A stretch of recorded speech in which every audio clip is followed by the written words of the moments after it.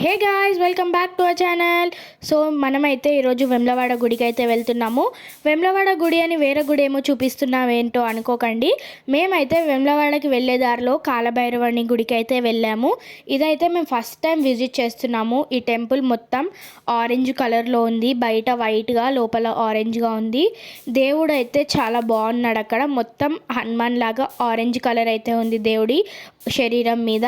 And దాని తర్వాత మేము వేములవాడకి స్టార్ట్ అయిపోయాము. అక్కడ దర్శనం చేసేసుకొని అక్కడనైతే చాలా డాగ్స్ ఉండే. నేను మా డాడీకి అడిగితే కాలభైరవుడు అంటేనే డాగ్స్ అని అయితే చెప్పాడు.